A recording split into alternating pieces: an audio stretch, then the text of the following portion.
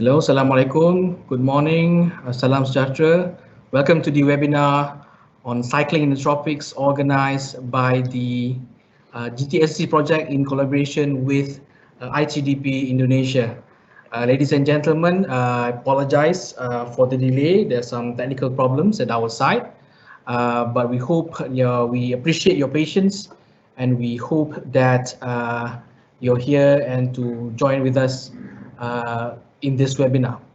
So, ladies and gentlemen, my esteemed guests in this webinar, my name is Muhammad Afiq bin Zamri. I am one of the program managers for the GTALCC project. I'm your host for today. So if you have any questions during the presentation or during the Q&A session, you can post your questions in the Q&A panel. As participant, you can see it on the right hand side of your screen. You can post your questions in English and also in Bahasa Malaysia or Bahasa Indonesia. We hope we can answer and address your queries. So before we start, I would like to also explain and promote about the GTALCC project. Okay. So for a second, I'm testing the screen. Does the slide move? Is the slide moving? Sharing my screen? No. All right. Okay, just to share with you, the GTALCC project is a 5-year project. Began in 2017. The long title for the project is the Green Technology Application for Low Carbon Cities. This is a project, a strategic project by UNDP and the government of Malaysia. It's funded by the Global Environmental Facility, Jeff, and the lead consultant is Sustainable Energy Development Authority Malaysia. So the objective of this project is to remove any barriers to low carbon planning and urban development in Malaysia. There are already agencies, ministries, local authorities working on low carbon cities in Malaysia, but we come in and we identify the barriers, the challenges faced by them, and trying to help according to their local context. So so far this project consists of 3 components. The component 1 is policy. Component 2 is awareness and capacity building. Component 3 is pilot projects. So why we are doing this webinar on cycling is to promote one of our initiatives, which is low carbon mobility. And why cycling in tropics? Because we want to listen to the challenges faced by tropical cities, which is in this region, Malaysia, Indonesia, Singapore, Thailand, and the ASEAN region, and other cities experiencing tropical climate.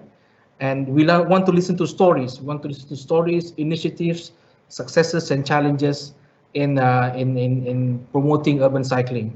And to inform you, already have 3 cycling initiatives. Number 1 is the office shared bike program. Office shared bike program. Number 2 is the cycling lane initiative in Putrajaya, where we want to study the best cycling routes to connect Putrajaya Central to the core island. And the third one is the bicycle ramp at the 2 bridges in Putrajaya, the Sri Saujana Bridge and the Sri Wawasan Bridge. This is one of the small ticket items that we want to help to facilitate and promote cycling in Putrajaya. So we have 3 speakers today. We are trying to get one. Mr. Indra is trying to get in the webinar. Our speakers today, number 1 is Ms. Fani Rahmita from ITDP Indonesia. She's the Senior Communications and Partnership Manager at ITDP Indonesia. We have Mr. Indra, a cycling enthusiast from the city of Surabaya, Indonesia. And we also have Mr. Gregors Raymond. He is a bicycle commuter and a green building consultant based in Kuala Lumpur. So now we pass the presentation of the webinar to Ms. Fani Rahmita. I'll share her presentation.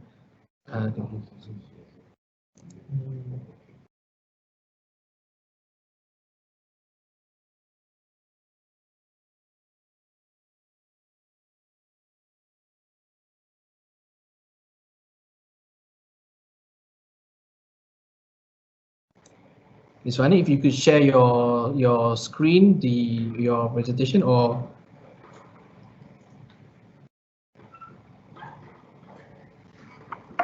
all right, I'll put it here. Okay.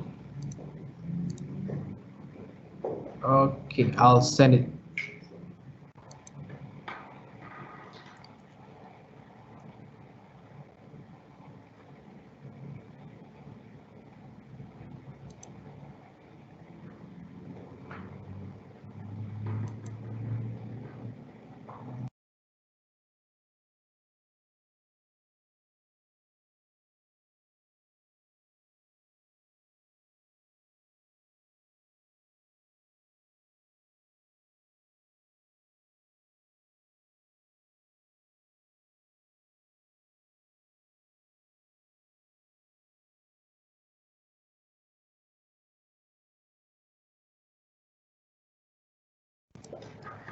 Okay, Fani, you can begin.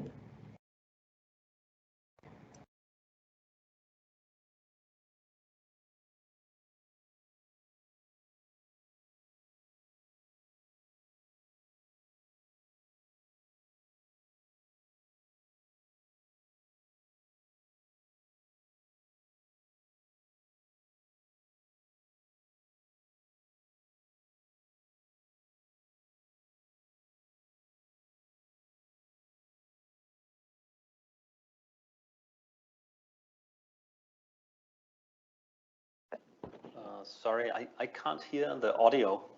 Is it on?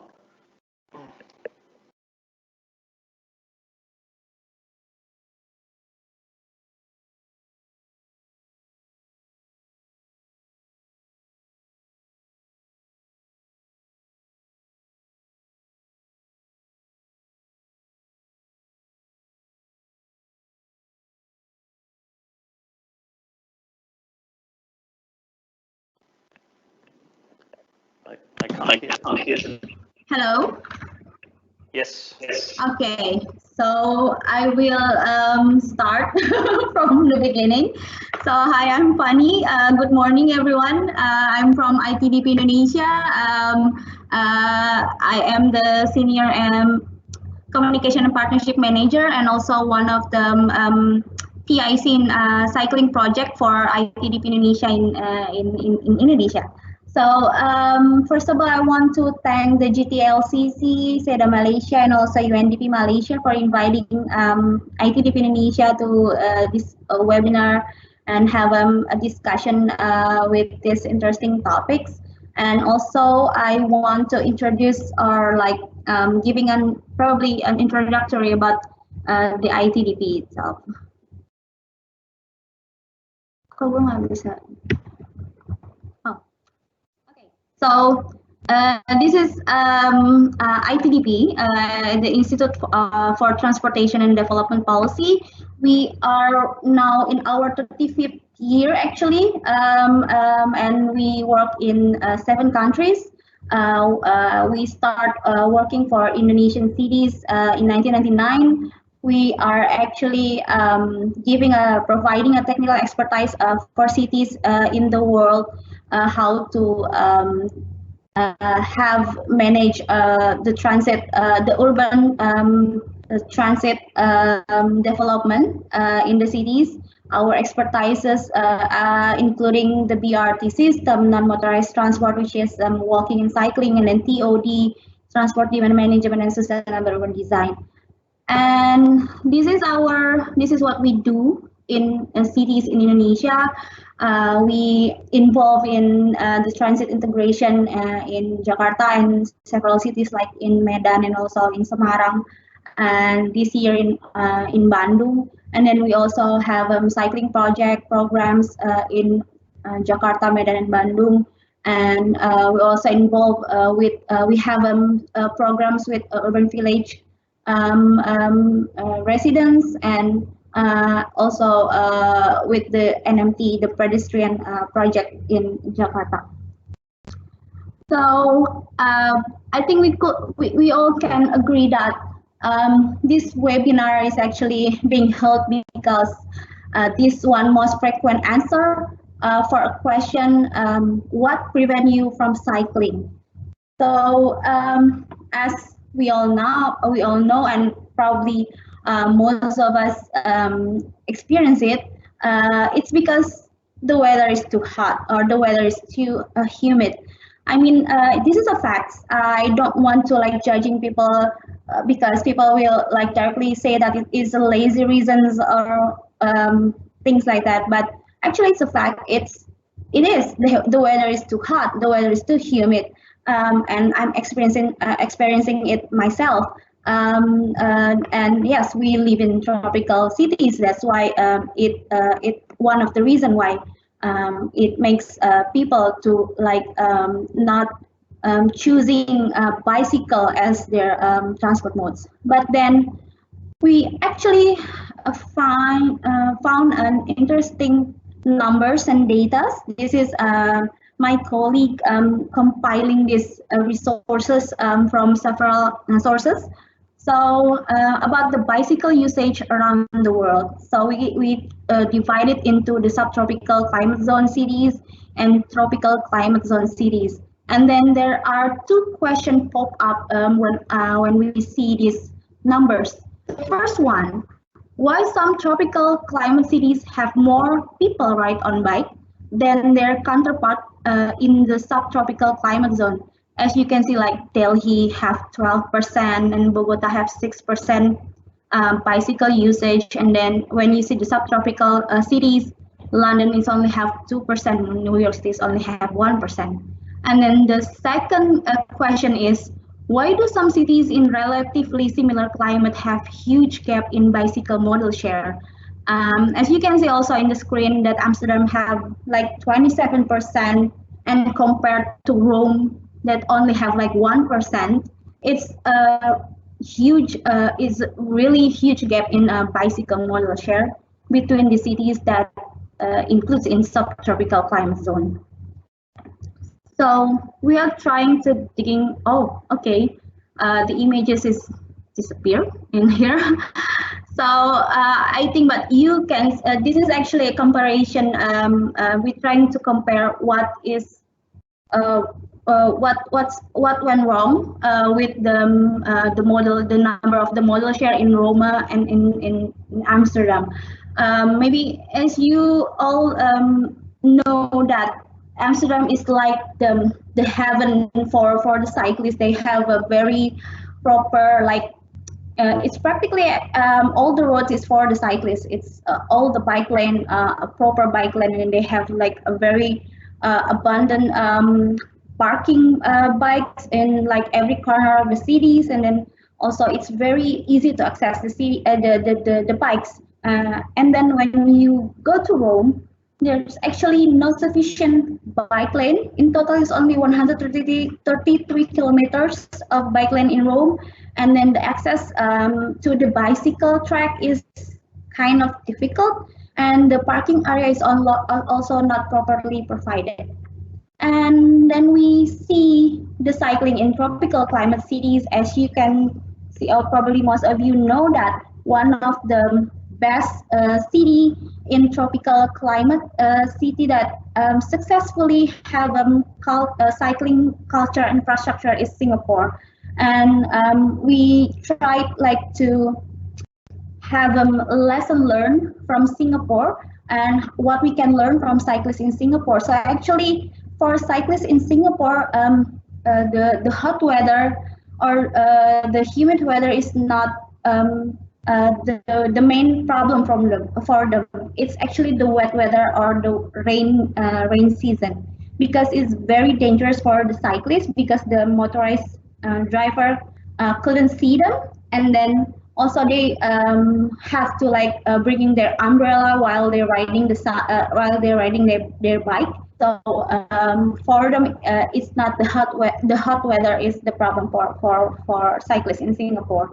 And also they have like a very well infrastructure, weather protected, segregated cycle track. They have showers, locker room, and wide and shaded cycle track. So the highlight is that climate can be one of the factors, but it's not the one to determine people's willingness to cycle. So how about Indonesia? Yeah, we had our heyday back then before 1920s. Actually, large cities in Indonesia crowded with bicycles, and even it's like the symbol of the prestige of elite groups in cities like Batavia, or we know as Jakarta right now, in Semarang, Yogyakarta, Surabaya, and Medan. But then the value of bicycle declined when the motor vehicles entered the Dutch East Indies, or Indonesia that we know right now. And the recent events that actually also can picturize on how bicycles is really like cycling it happens in Indonesia.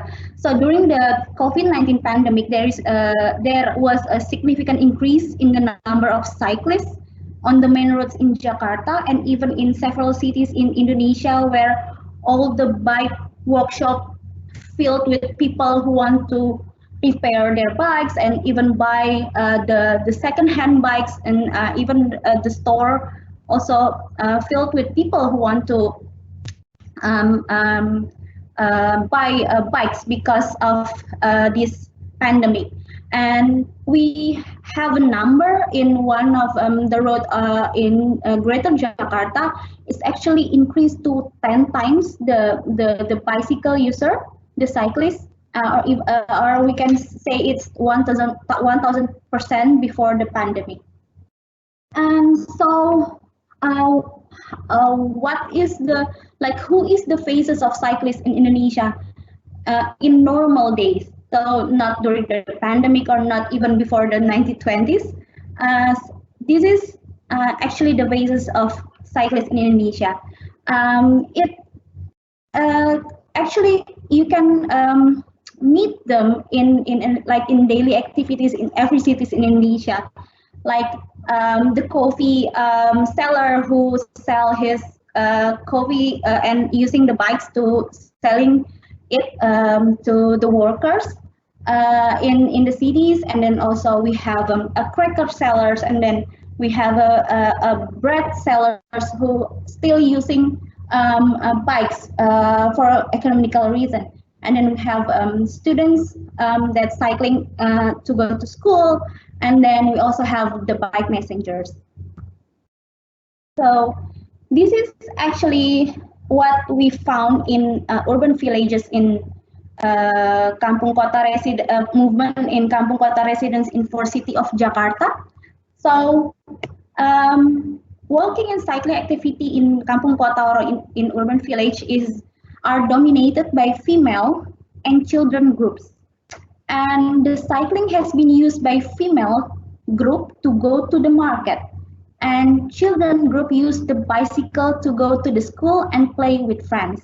So if you go to the urban villages in Kampung, in Jakarta, and even in other cities, cycling is actually one of like the most used mode transport for the women and for the children. It's very common to like meet them in the road, in Kampung Road.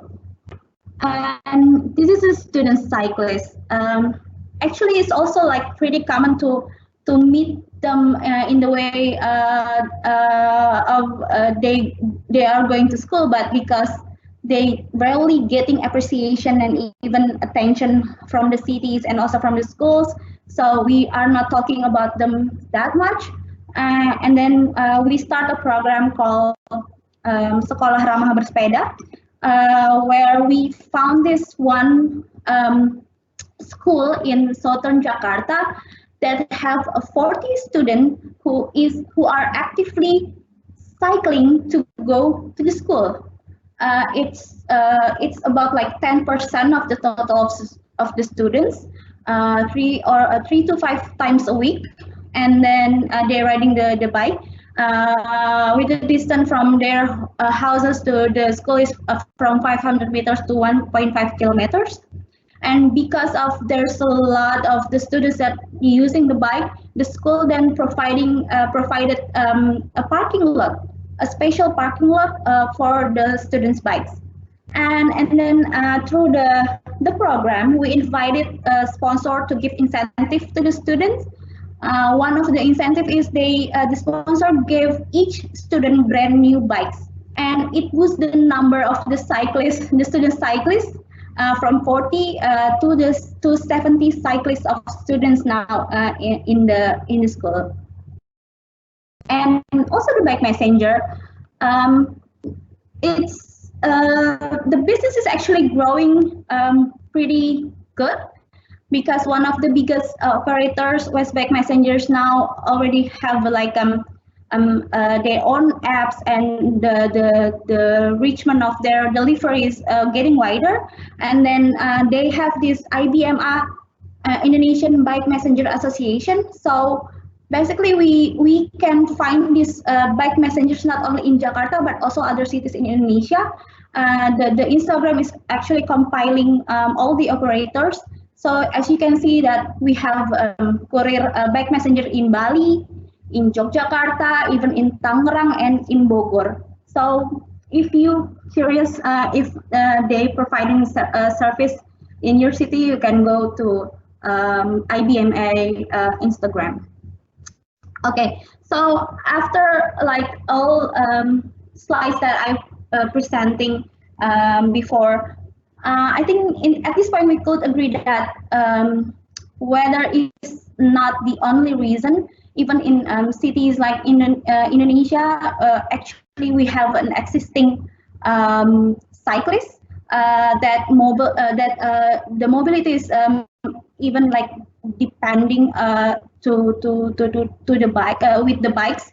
So I think we now in the point to where we on how we can shift the focus not just like seeing the problem of cycling in tropical cities is only because of the weather. So this is actually like my curious statement, because in a country where the development focus on providing facilities for private motorized vehicle isn't starting the construction of like pedestrian and cyclist facilities based on pedestrian and cyclist number is a little bit unfair. I mean, every time we want to like proposing about how about if we develop a bike lane or even a pathway, the question is always like how many people that want to walk or want to cycling. But I mean, like if we can use the same logic when the official or the cities developing highway or freeways, it means that they are providing the roads, inviting more cars to come to use the road. Why don't we use the same logic to the bicycle and pedestrian facilities? Why don't we like develop the infrastructure to invite them, to invite more cyclists, to invite more pedestrians to use the infrastructure? Actually, this is a picture of the governor of DKI Jakarta who is trying to cycling in Jakarta. So and then from there we are actually trying to propose the cities to have a protected bicycle lane. We started last year with trial bicycle lane. We have like 3 phases of the trial. So this is actually the numbers where we start the phase and how the average usage, it's actually increased the number of the cyclists and also the average usage. I think is one of like the data is one of the proof that when you providing a proper facilities for the cyclists, it's yes, they will come and they will use it, and even they will come and they will use it. Yes, I think it's my ending statement. And then people often like only focus on bicycle lane when talk about the infrastructure for the cyclists. It's actually not only bicycle lane. We all, cities also have to provide more parking lane, more parking for bikes in the strategic places like public transport, and then provide the bike through the bike sharing programs, and then you can also like allowing people to bring their bikes to the public transit to like shorten the distance, and basically it's to make the cyclist or the person more comfortable, easier for them to use the bike. That means you are inviting them to use the bike, and even more in tropical cities, you need to like providing more facilities like a shower room and also a bicycle lane with a shade. Name it, the trees, a canopy, everything. Because again, weather is yes, is one of the reason why people don't want to use the bike in the first place. So just provide what the needed, what the people needs for them to like more encourage to start cycling. So back to my presentation title is an urban cyclist amidst Indonesia. The answer is actually a question. Do you want more cyclists in your city? Because if you don't, urban cyclists in Indonesia will remain a myth. That's all from me. Thank you.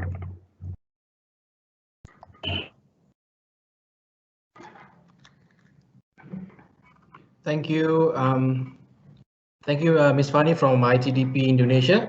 So we quickly change to the, we will have a Q&A session at the very end, but still the audience participants can still send in your Q&A to us.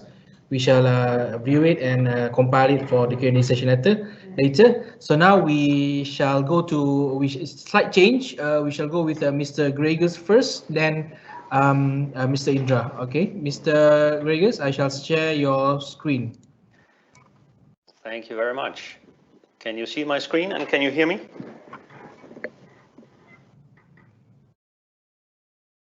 Can you hear me and see my screen?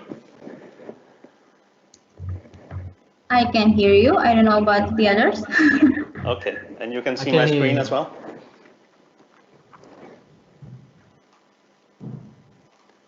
Okay, yes. Okay, great. Yes. Okay. All right. Okay, so I will talk a bit about being a bicycle commuter in the tropics. And I have lived and bicycled in Kuala Lumpur for more than 10 years. And it was quite an interesting journey, so I will tell you about that. And I can also just say that this is very authentic because I just bicycled to the office and I actually meant to go and shower before this webinar, but we had some technical issues, so I didn't get to do that. But then you can see my bright t-shirt, which is a good idea to wear, so you are seen in traffic. So I'm basically from Denmark, which is sort of the bicycle capital of the world, together with Amsterdam. My commute in Copenhagen, the picture on the left, is quite different from my commute in Kuala Lumpur, the picture on the right. And that's actually an actual photo where I sort of had to filter to the right to make a right turn, so not so easy. Let me see if I change my screen. Yep. All right, so a bit about myself. So in Denmark, we cycle a lot. So that means, like most Danes, I've been a cyclist all my life. And I started commuting to work in about 2007 in Kuala Lumpur. And I've been advocating bicycling as a key to the future urban transportation. And at some point, I decided to share that cycling is actually possible. So I've uploaded quite a few videos to this YouTube link. And you can go and explore that further. So I have two bicycles that I basically use. I have a folding bicycle, the small image you see there, which is quite practical because sometimes you can cycle to work, but then maybe at night when it's dark, it's not so safe or practical, or maybe it rains, and you can fold up your bike and put it in a taxi or in a car.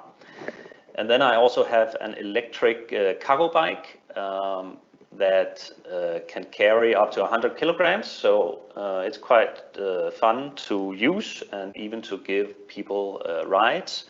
But the real purpose is that you can actually transport a lot of things, heavy groceries, you can go to IKEA or whatever, and therefore it can actually serve the purpose of a car in many cases.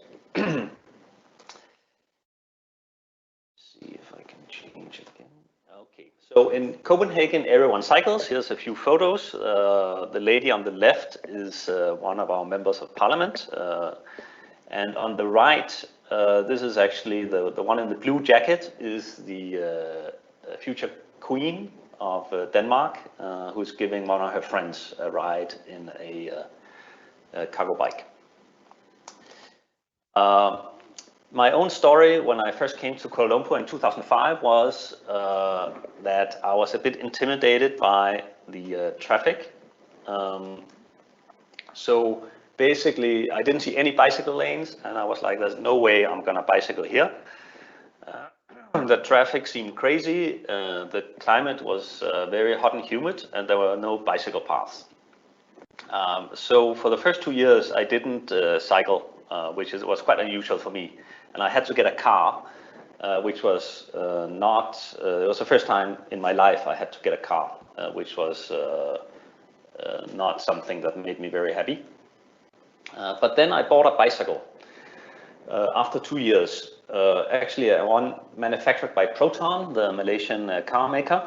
And I found out that it was actually possible to cycle in Kuala Lumpur after my initial shock. I basically found out that if I choose my roads carefully, so that means I don't go on roads with fast traffic, because I think the biggest risk is to be hit from behind by a car that doesn't expect you to be on the road. And I also don't like to go on narrow roads where cars cannot pass me easily, so you might be sort of run off the road. And then try to be as visible as possible with lights and bright clothing. So over the years, I've been uploading some videos. I think you will have to play them on your own because there's just too much lag in this online platform. And I shared the link to the slides in the Q&A. But basically, I have this Brompton on the left. So normally the perspective is this chest camera where you can see how I'm steering through the traffic. And on the right, I'm riding this little folding electric bike, which is a lot of fun and also folds very fast, so you can carry it onto the train or the bus. And what I also liked about that bike is that it looks so cool and different. So cycling, which in this part of the world is seen as poor man's transport, unfortunately, with this little neat bicycle, it turned the tables and people thought it was really cool. And actually, you would rather sit on that bike than maybe in a car. So I think that's also one of the important aspects of promoting cycling is that it becomes socially desirable and acceptable. Here's another image of my cargo bike, which one of my colleagues or ex-colleagues is riding. And then one of my popular videos on the right is how I was going through traffic in Kuala Lumpur, and where I did the trip in 24 minutes, whereas my friend who did the same trip took 90 minutes. And then, of course, with a folding bicycle, you can combine with a train. So I've uploaded some videos about that as well. And the video on the right, I did a review of the sort of a bicycle lane that was established in Kuala Lumpur. But it went up on the sidewalk, as you can see here, with this blue tracks, and the sidewalk, of course, you will have pedestrians. So I think a lot of the aspects of that bicycle path didn't really work, and I sort of do a review of that.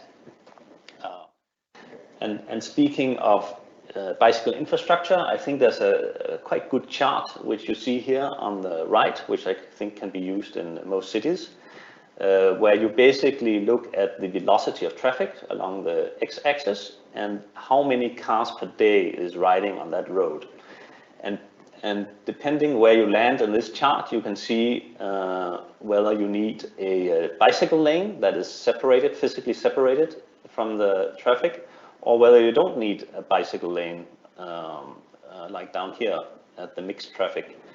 And along highways, okay, you have to separate completely. So I think that's a good indicator for infrastructure planning. And then the climatic factor, I think the former speaker talked a bit about that. So my commute to work is 9 kilometers, and my office is at the top of the hill. So I definitely need a shower. And most offices don't have a shower, but I found out that for just about $12 US, you can retrofit any toilet in Malaysia and probably also Indonesia into a shower cubicle, because you have the bidet hose, and if you buy a split valve and mount that, you can put back the original hose, but then you can buy your own longer showering hose. So this way you can actually easily make a toilet cubicle into a shower. Not ideal, but it works okay. And actually the management in my building eventually decided to build a proper shower after I had tested them for 4 years.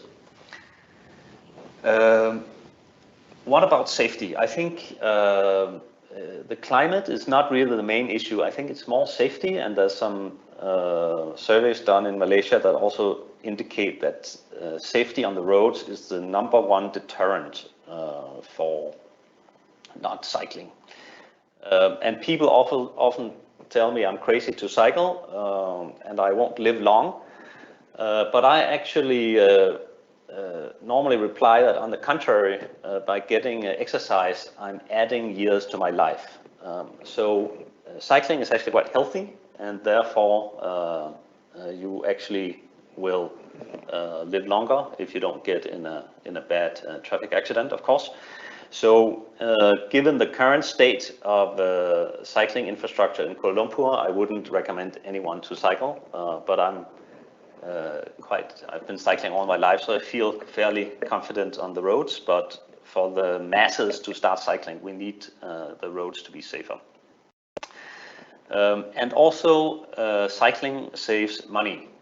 So a study out of Denmark, my home country, showed that every time you cycle 1 kilometer, you actually save society $1 US compared to if you had been driving a car. And the main benefit is that you simply become more healthy. You are less of a strain on the National Health Service.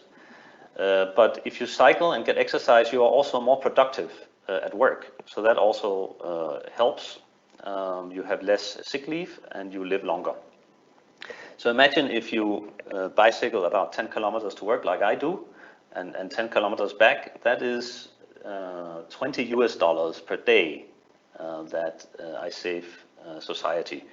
Of course, that's in Denmark, so out here it might be a little bit less, but that's worth taking into consideration. And in Kuala Lumpur, 1 million hours are wasted every day in traffic.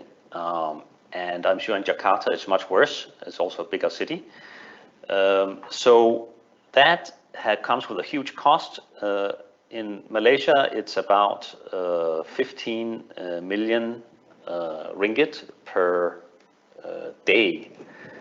So in US dollars, I think there's about 15 million US dollars per day. Most of that is simply from wasting time, but there's also environmental harm and fuel wastage. And in fact, we are subsidizing this crazy congestion because fuel prices are artificially low. So the World Bank did a study about 5 years ago and said that the real price of petrol, if you factor in all this wastage and harm, should be about $1 per liter. And currently the price in Malaysia is only 1/3 of that. So artificially low. And where are all these people going? Well, crazily enough, some of them are actually on the way to the gym to sit and ride a stationary bike. So wouldn't it be great if we could just put in some bicycle infrastructure and people could just commute by bicycle, and then we could have less congestion and you could save your money on your gym membership. Then there's this freedom of the car. So this is a cartoon that was made back in the 1980s. And it's still relevant today in Denmark, but it also is relevant for Southeast Asia. So the ultimate ideal is to get your car, then you've really made it, right?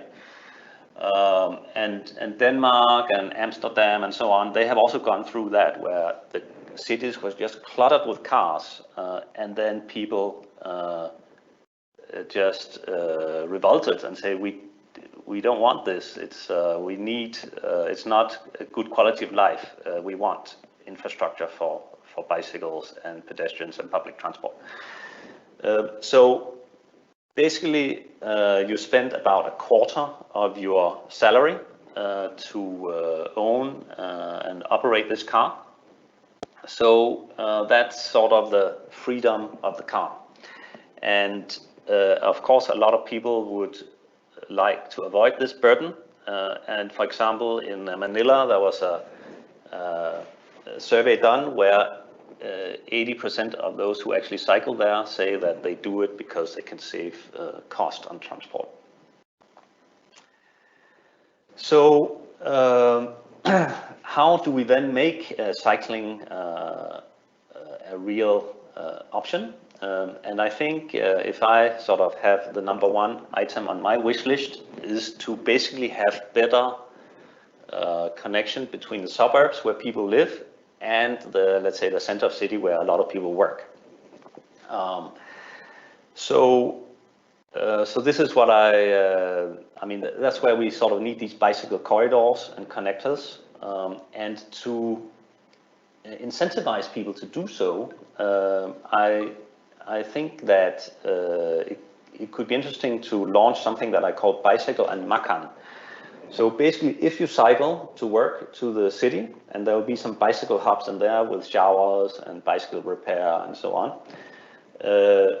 Once you arrive at one of those bicycle hubs, where you can have your breakfast, cool down and take a shower, and then go or roll to work from there, then you are served a free meal. And of course, that could be a healthy meal as well.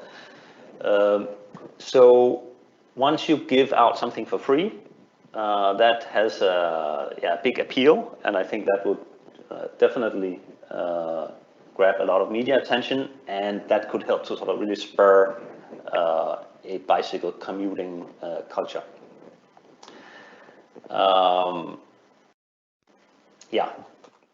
So in my concluding remarks, I'm basically saying let's make dreams come true. And there's a very good quote by the member of parliament in Denmark, where he said, "The world has 3 major problems: climate change, congestion, and obesity and the obesity epidemic. The bicycle is the answer to all three of them. So if we decide to improve the bicycle and pedestrian infrastructure, it would have the following benefits to our cities. It would make the cities more livable. And I think my own Kampong Copenhagen is a good example of that. It's one of the most livable cities in the world now. And it's largely because we managed to get rid of all those cars and make it so pedestrian and cycling friendly. By putting in that infrastructure, you also give people an alternate and cheaper transport option, which is always popular. Cycling is so much more energy efficient, so you vastly reduce energy consumption and the carbon emissions, and therefore also you help on the climate change. You reduce air pollution, and I think now with COVID-19 we've all experienced how our cities could be if we reduce driving, because the air quality just improved so much in many of our cities. So in Copenhagen, for example, more than 50% of people commute by bicycle. So that, of course, greatly helps on the air quality. And it could be like that here as well. And I forgot to mention, with regard to the hot and humid climate, electric bicycles, where you get a push from the electric motor, can actually help you to get around without sweating much. So therefore, the climatic issue can be resolved with electric bicycles. Bicycles don't make noise, so no noise pollution, which is also a major problem for cities. Lastly, you improve public health, which is very important. There's a obesity epidemic going on in Malaysia and in much of Southeast Asia. So basically, if you make the bicycle commuting convenient and safe, then the people will use it. That's my firm belief. Thank you very much. Thank you, Mr. Gregers, for the presentation. We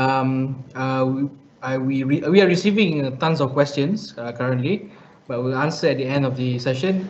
As per my announcement, the webinar shall end a bit later today by 12:30 p.m. we hope. And now we continue with Mr. Indra from the city of Surabaya.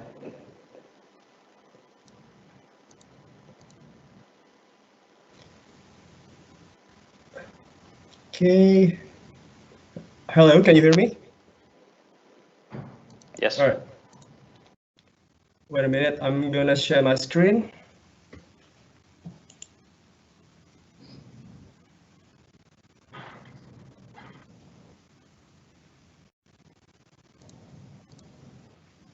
All right. Wait a minute.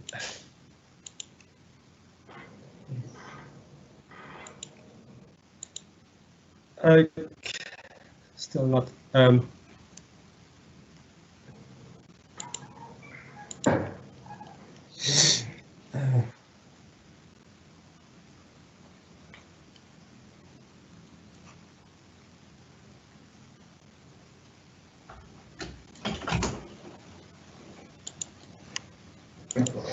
Okay, hello. Okay, Indra, I'm sharing your screen to the audience now. Okay. Please wait a little bit.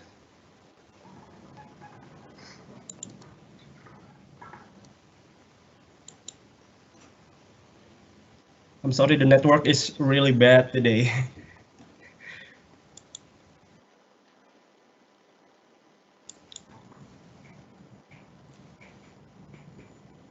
Oh my. Okay, while we're waiting for Mr. Indra to upload share his screen, is it okay, Mr. Indra? Yeah, it's okay. It's okay. I'm sorry.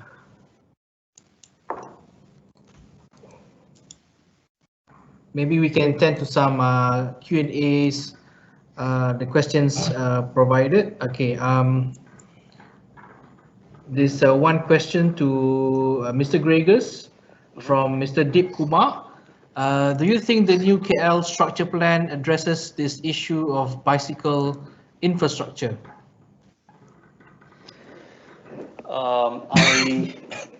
I have not read it in detail yet. I think a lot of the aspirations in the structural plan are the right ones, but it's quite short on detail.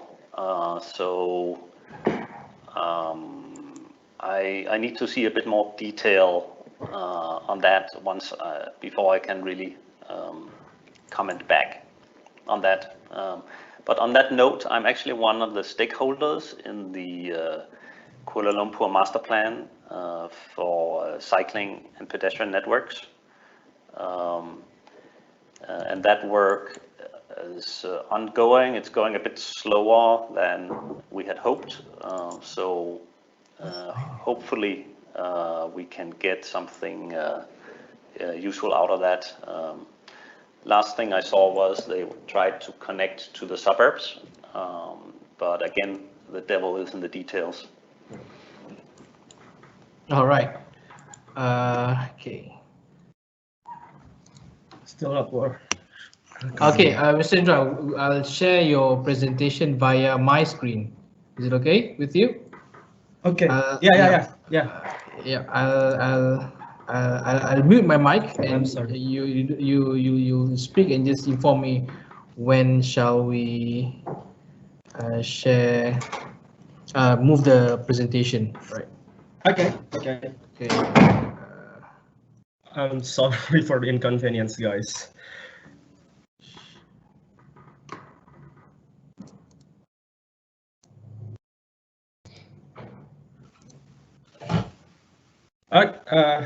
Okay.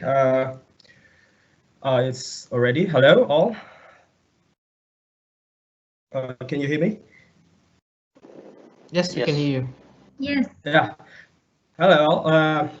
Hello, Mr. Afik, Mr. Gregors, and Mbak Fani. It's really nice to meet you here. Thank you, ITDP and SEDA Malaysia, for the chance for me to share my opinion and ideas about normalizing cycling in Indonesia big cities. My name is Indra.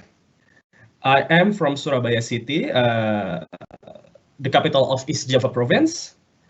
I am a city and cycling enthusiast. Back in 2016, me and two of my friends co-founded CYCLISTS, a cycling initiative in our town in order to make more people cycling. I'm an entrepreneur myself, running through small and medium enterprise right now, and also working as a freelance creative.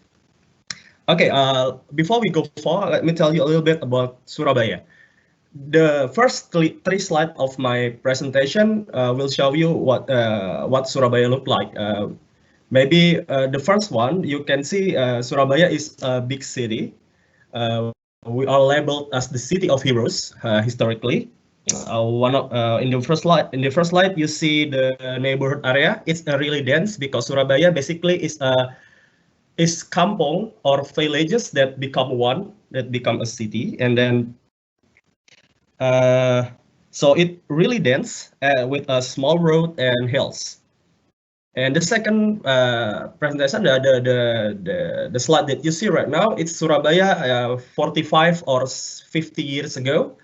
The photo on the left is our city hall, and on the right is somewhere in our industrial area. It's basically really normal. You can see bicycle all around. People go everywhere. And then Surabaya is famous because we have a lot of icons. You might know our mayor, Miss Tri Risma Harini, and then you also know about our famous football team, Persebaya, and also the Suramadu Bridge, the bridge that connecting the Java Island and Madura Island. But one thing that people usually complaining about Surabaya is about the heat. Not many people who first come to Surabaya can stand with the heat. It's really hot here. Even last year was the hottest that I ever felt since I was moved here 15 years ago. The air conditioner was beaten by the heat of the sun. And then of course arising a question: what kind, with that kind of heat, do people really cycling here? The answer is yes. People actually cycling here.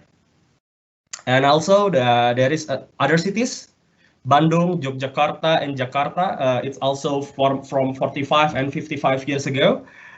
You can see that it is really, the road is filled with cyclists, with citizen cycling, with cycling citizens.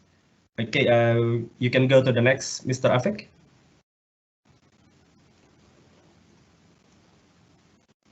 Mr. Afik?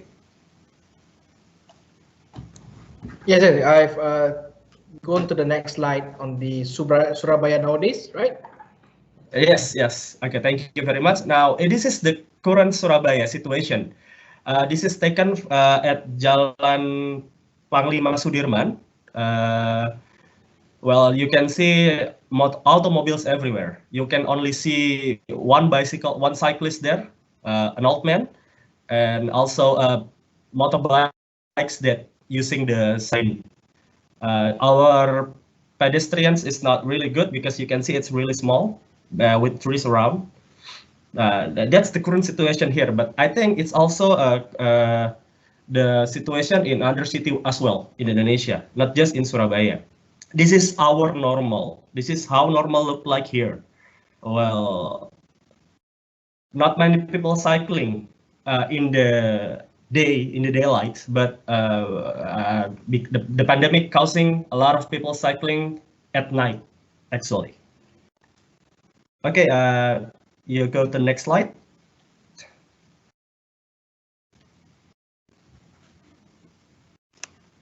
Hello, Mr. Arvik.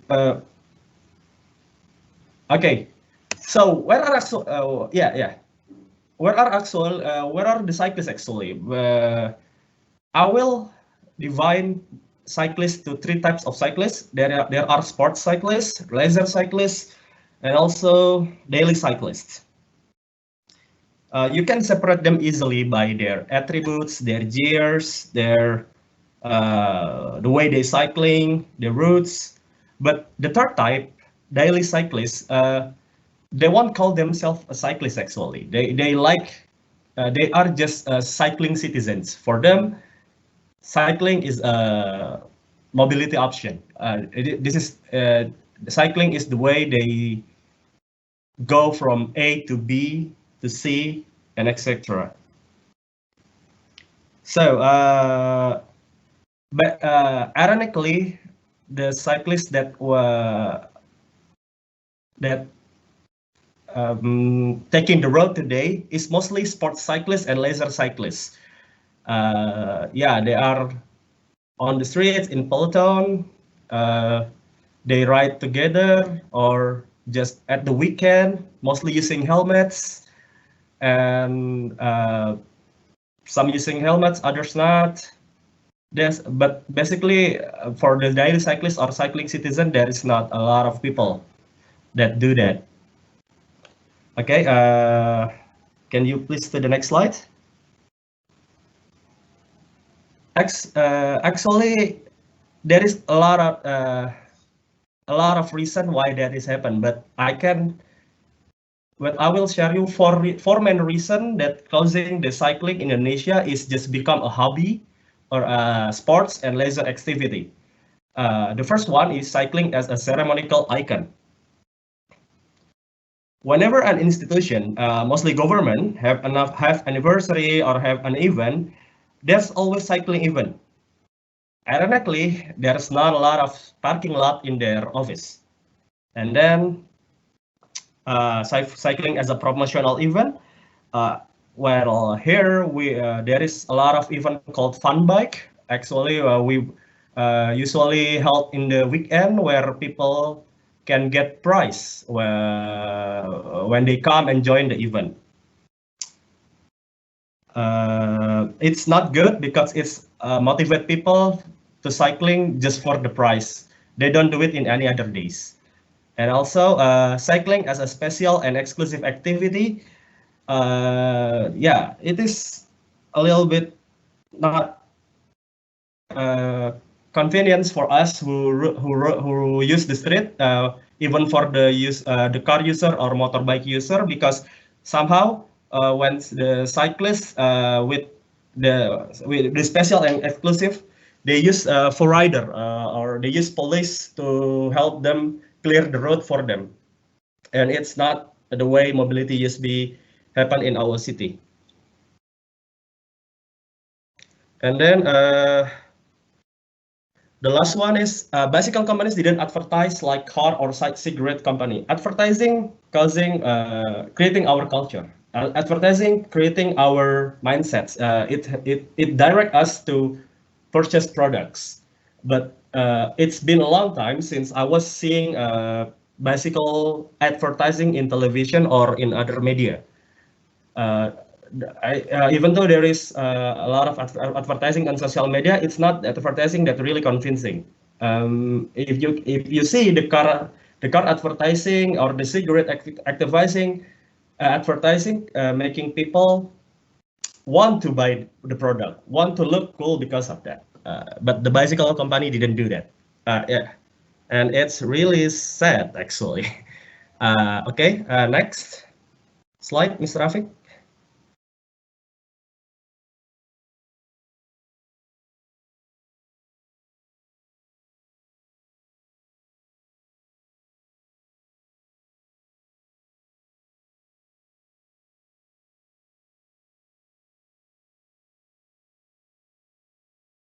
The first one is on the left is the Indonesian Central Bank from their 66th anniversary, and the third on the right, the three others on the right is the ceremonial event where they grand opening toll road.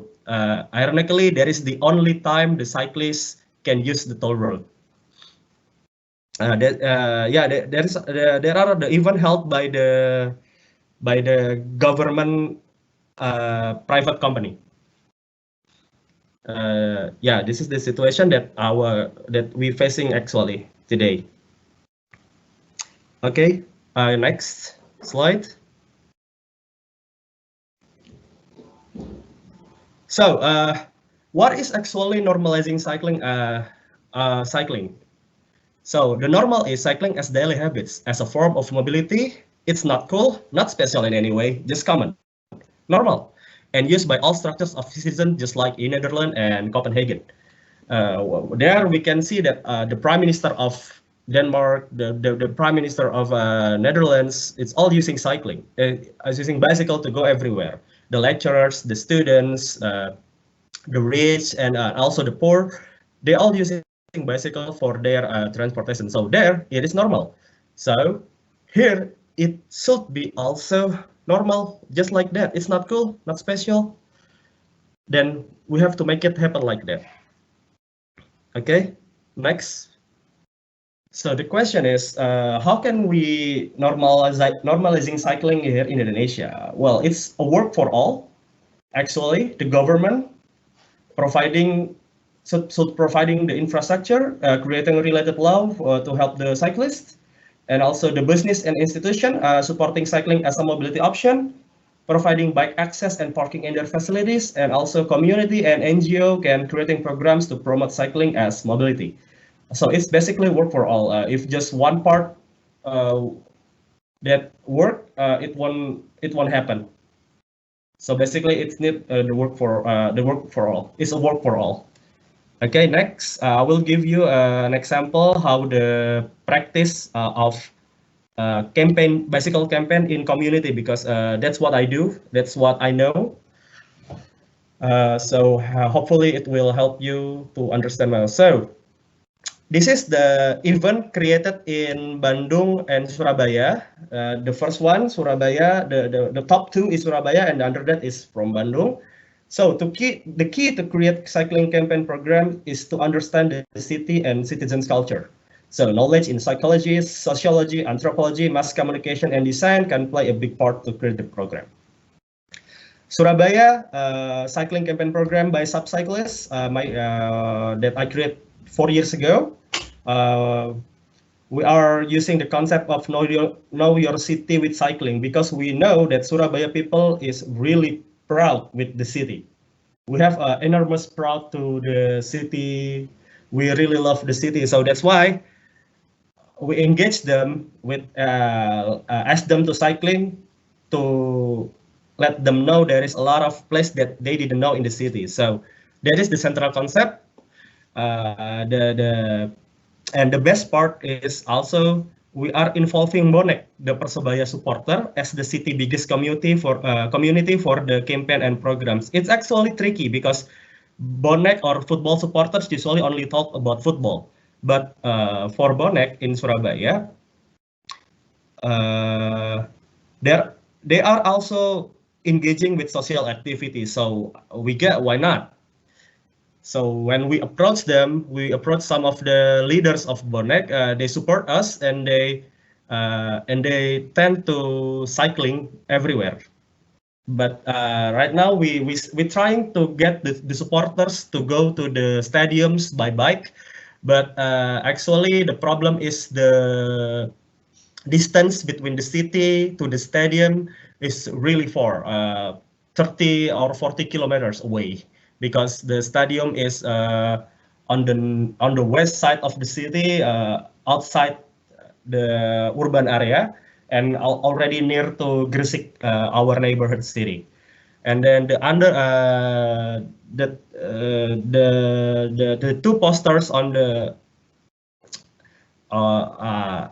from Bandung Night Ride, and also Bosek ke Tempat Kerja is also it's a cycling campaign program by Eco Transport Indonesia, engaging with the city creative and fashionable culture, because in Bandung people like to be creative, people like to be fashionable, and that's why they involve photographer, also city communities, to fill the street with fashionable cyclists. So they want to make cycling as normal as possible by using that by compromising with the culture of creativity in Bandung. So their main program are Bandung Night Ride every Wednesday, and also every Friday Boseh ke Tempat Kerja, or in English Bike to Work. So that's Boseh is Bandung terms for cycling. Okay, next, Mr. Afik. So can we do more? Of course, we can do more to make cycling normal in Indonesia, but we have to change our mindset first before creating the campaign, so we can help to make cycling as normal as possible. So the first one is creating cycling even with no price. So people that join in because they want to ride a bike, not because of the price.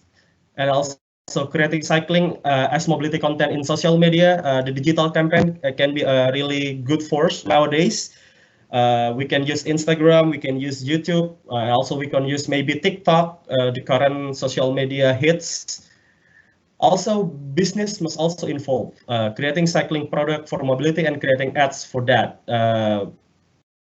Bicycle companies should be brave enough to engage with the ads made by automobile company, because if they don't do that, how can they sell products that help mobility, right? So I think if the bicycle company can create ads that making people want to ride a bike in daily life, I think it will be great, because somehow Indonesian people easily influenced by the ads.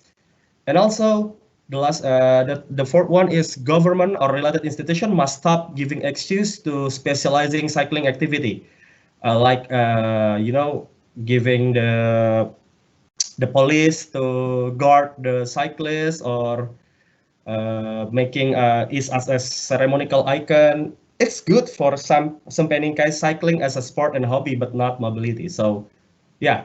So the last one is we have to make sure that everyone see bicycle as normal as it can every day, on the streets, on the parking lot, at the cafe, at the mall, at the market, at the cinema, everywhere. Well, you can do it too.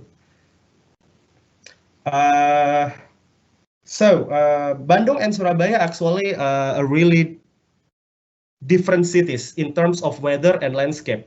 Bandung is cold with mostly ups and down streets, so it's hilly. Surabaya is hot with mostly flat street, but the challenge to how make people cycling is the same. Because whether it's hot or cold, rainy or sunny, people are actually able to cycle.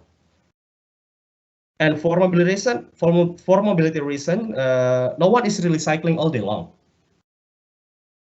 They can and they will manage their time. And cycling citizens have a better time management. So I think the cycling is not because of the weather, but mainly because of the willingness, the behavior, and the cultures that what we face to create a cycling campaign. Like I said before, it will be a work for all. You can also take part. You can use the ideas here, or we can discuss it later. You can do cycling in your city, so let's just make it happen. Thank you very much, and see you on the street cycling. Thank you, Mr. Indra, for the presentation. Yes. I believe now let's move to the Q&A session. Let me just share my screen for a while.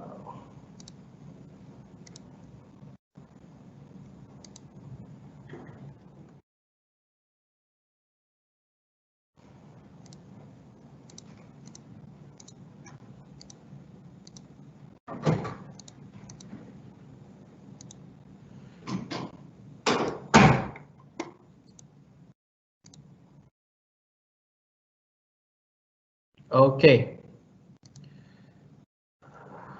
Let's see the questions.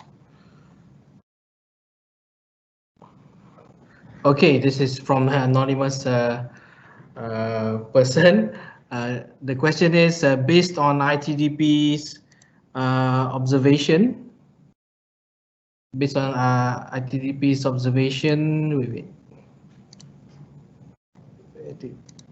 Okay, based on ITDP's observation, Mr. Raymond's daily experiences, how significant is climate or weather has been used to argue against using bicycle as a mode of transport?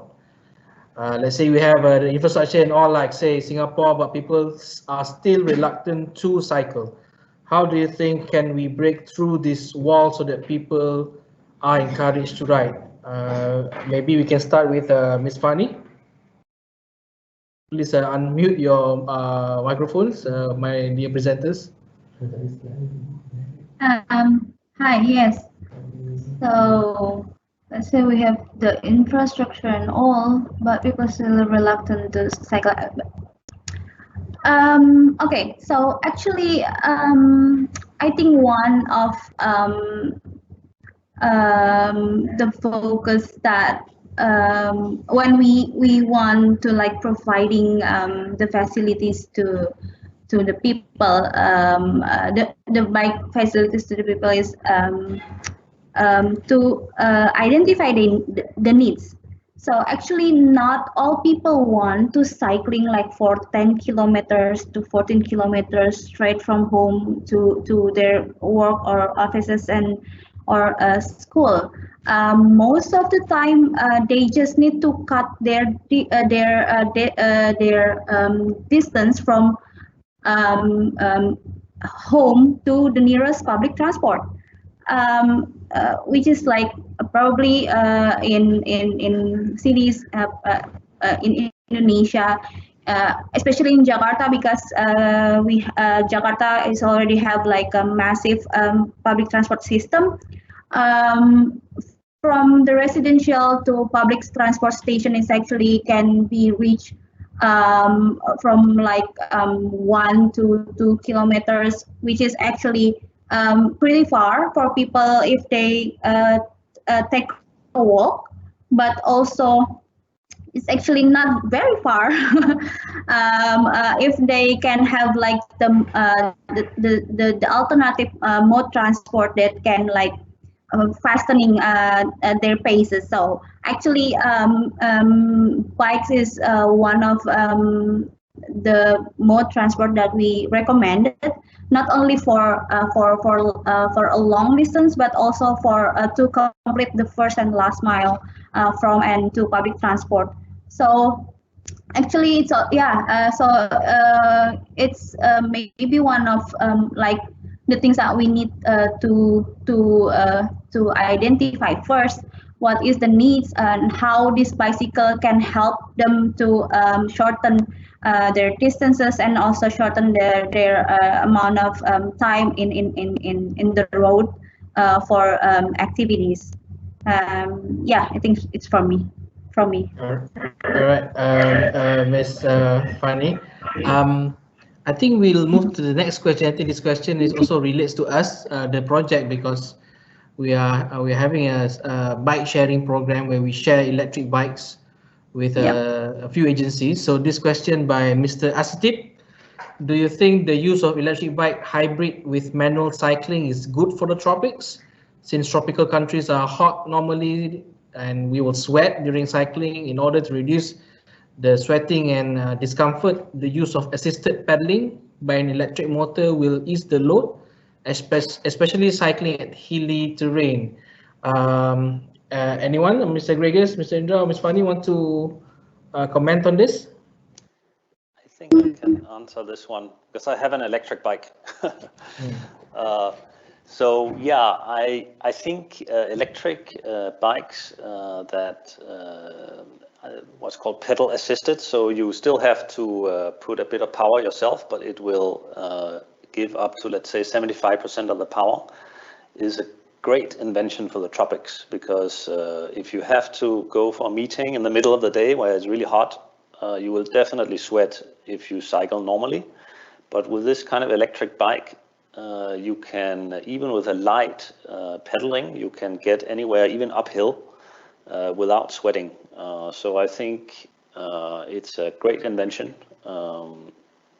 Personally, I would never have bought an electric bike in Denmark because the climate is cool enough, so you don't need it. But in Malaysia, on the tropics, where it's so hot and humid, I bought it because you can get that extra relief, and so you can arrive at meetings without sweating. All right, thank you, Mr. Gregors. I think this question is for Mr. Indra from Daisy Harry. I'm interested to know about the Bose to Kerja. How was this started? Is there a community champion, or is supported by the government, or local government, or private entity?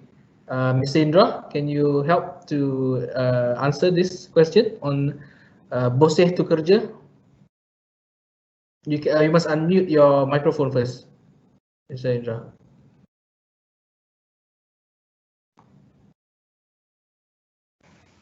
Unmute. Okay, hello. Okay. Okay, Daisy, thank you for your question. So Bose to Kerja is actually initiated by the Eco Transport Indonesia. You can check them on social media. There are actually there is it's actually a community program at first, and then what is called the transportation division of the Bandung city supported. So the government actually supporting the program, and it's actually started in 2016 until now. It's I heard that it will be activated again soon because the pandemic in Bandung city already cooled down. So yeah, if you want to know the community champion for this, it's Eco Transport Indonesia.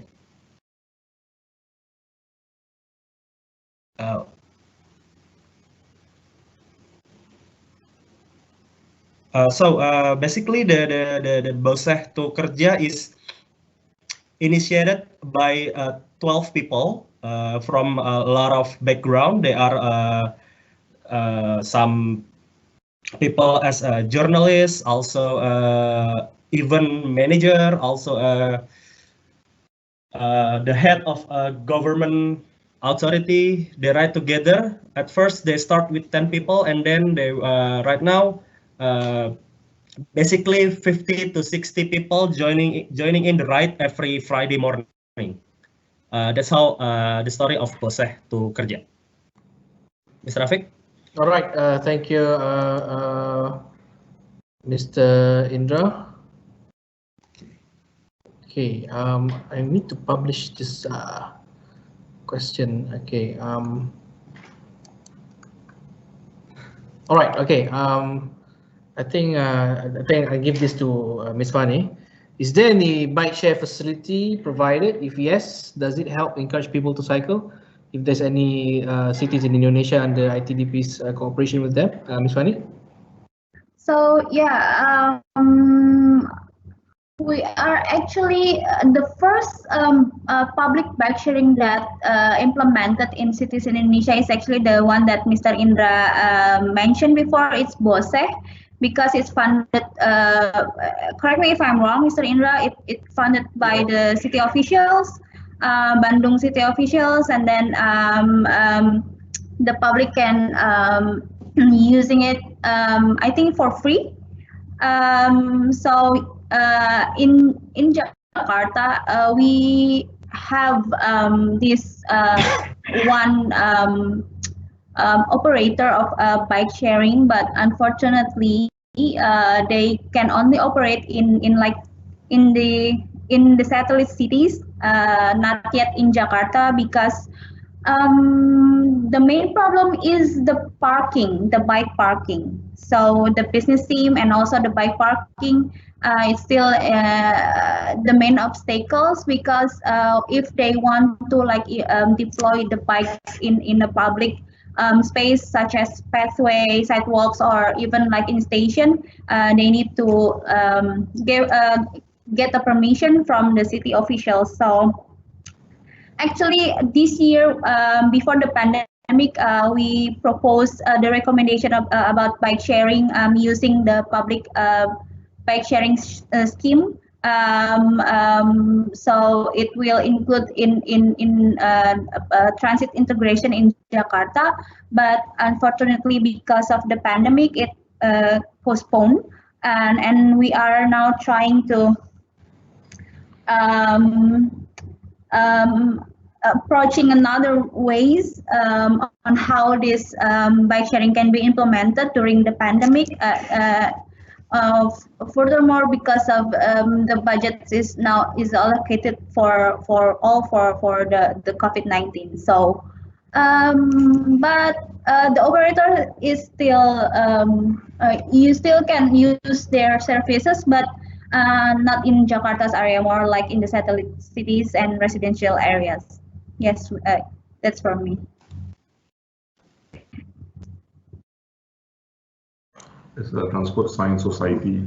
Okay, this is from Mr. Mohaimin. I was quite surprised Indonesia has an institute of research on transportation. Correct me if I'm wrong, Ms. Fani, ITDP Indonesia office covers the Asian and Asian is the ASEAN region, correct? Yeah, we also handled the ITDP Indonesia handling Southeast Asian projects too. Yeah. Okay. This question: does Malaysia have a similar organization as a Malaysian? With my limited knowledge and experience, it's done by a few agencies focusing on several aspects of transportation. Before this, we used to have the Land Public Transport Authority (SPAD), but now it's with MOT, becoming an agency. And Plan Malaysia also does some research on transportation too, and also by MITE, if you're familiar. I hope that answers Mr. Mohaimin's question. This question from Bram: how true is the statement that policies supporting car dependency is in line with government seeking money from sales tax, especially developing countries? Has there been any study showing cycling can also move the economy and thus revenue from tax? Is there any studies done by ITDP regarding this matter? Fani, or from Mr. Gregers, if you have any thoughts on this?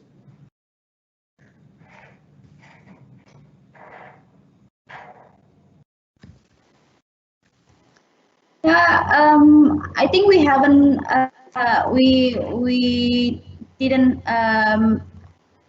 have the study about the whole complete study showing cycling can also help move the economy. But during this pandemic, is actually can be see clearly, like I mentioned before, because of the increase of the bicycle user, the bike store, bike workshop is now filled with people who wants to repairing their bike, buying their even like buy the new bikes. And also I think it's opportunity for the bike sharing company or operators to like providing their services, because probably more people will also want to like cycling, but the main obstacle is they don't have the bike. So bike sharing is actually can provide the modes.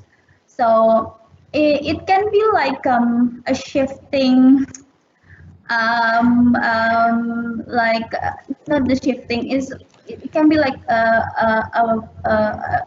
another opportunity like for the economic sectors. And as I think I forgot to mention about how the bike sharing can like boosting the bike users, is actually we have trial. We trial. I think last year we implemented the bike sharing in Monas, in closed area. Monas is like a landmark of Jakarta.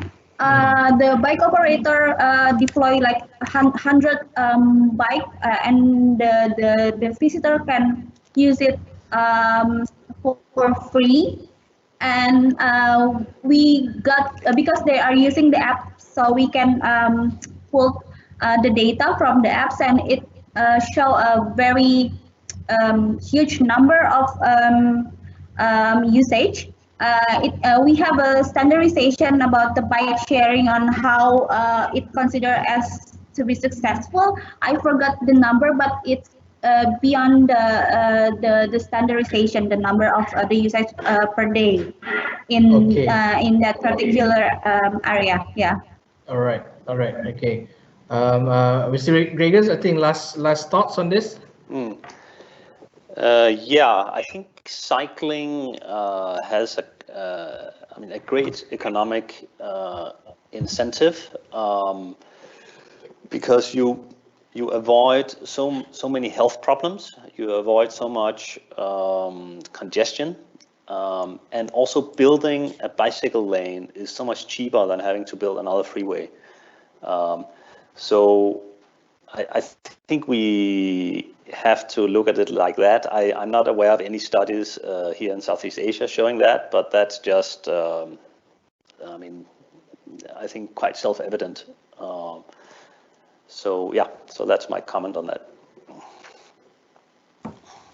All right, thank you, Mr. Gregors, Ms. Fani, Mr. Indra, for the content shared today with the audience. I'm sorry I have to close the Q&A session.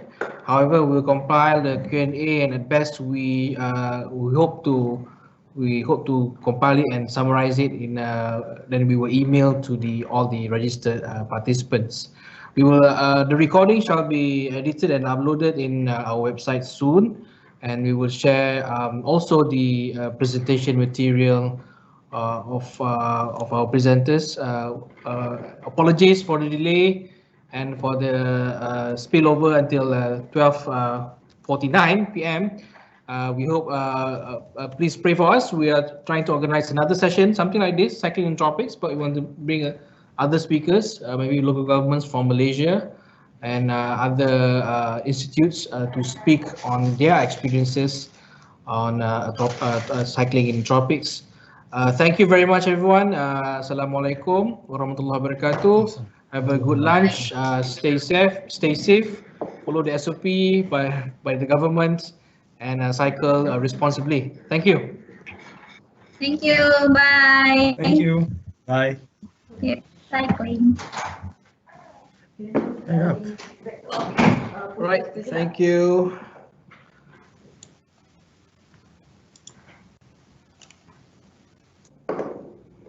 You're fine.